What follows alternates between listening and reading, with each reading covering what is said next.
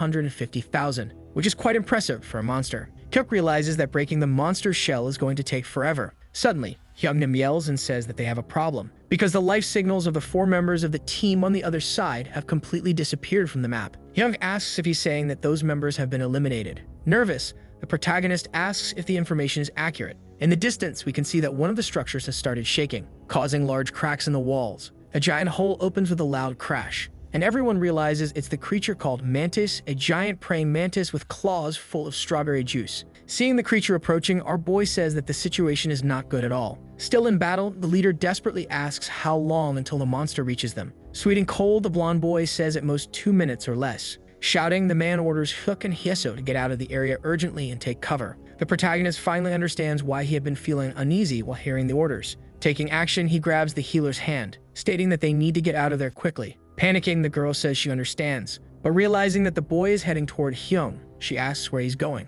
Responding, he says that because of a short distance, getting out of there is practically impossible. The leader sees them approaching and asks why the boy isn't retreating as ordered. With his shield in hand, he says that's not an option because the monster is too fast, not to mention the presence of the Truedecker. So if the 2 monsters team up, things are going to get really ugly, and it will definitely be completely wiped out. Coming with blood in its eyes, the mantis prepares to attack with everything it has. Face to face with the monster, our boy says that in this case, all they can do is hold out as long as they can. Desperate, Hyung asks if the young man has gone crazy, since it seems like he thinks all awakened tankers are the same, forgetting that he's just a rookie. While they argue, a monster keeps grumbling in front of the 2. The leader then states that if a complete beginner who hasn't even gone through virtual combat attacks a mantis recklessly, his explanation is interrupted by the mantis, who gets tired of waiting and strikes. With nothing else to do, Hyuk tries to protect himself with his shield, while replying that either way, once he gets his registration card, he'll be going into live combat, which means tankers need to succeed no matter what, even being rookies.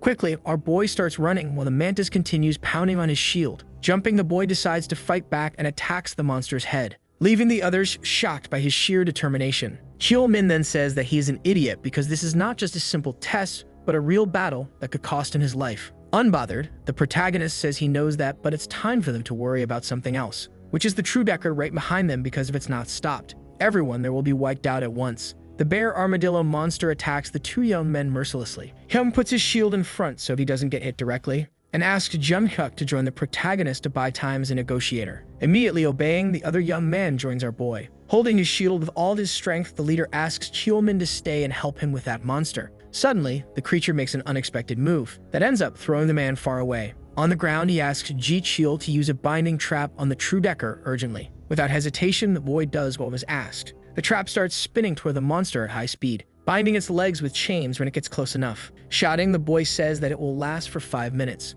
While getting up, the leader thinks that with that monster in front and the mantis behind, the only way out is blocked, which makes the situation desperate. With all his strength, Hyuk uses his shield to attack and defend himself, accompanied by the other boy who shoots arrows every 5 seconds, but the blows have no effect on the giant mantis. Unable to give up, our boy strikes the creature once more, making it look at him with its glowing red eyes. Suddenly, something hits it straight in the head, surprising even our boy. From the top of the building, the archer praises Seo Yi-jin for the attack, but the girl says this is no time for compliments. The mantis quickly realizes where the blow that hit it came from, and determined, it starts retreating toward the girl. Hyuk shouts and tells the young woman to get out of there immediately, but she realizes that it may be too late, because the mantis's legs are already at her window. The young woman is hit directly, and the strike causes numerous injuries. Down below, the archer screams her name in desperation, while continuing to shoot arrows hoping to draw the monster's attention. Without success, he fears that everything is now lost. Worried, the healer next to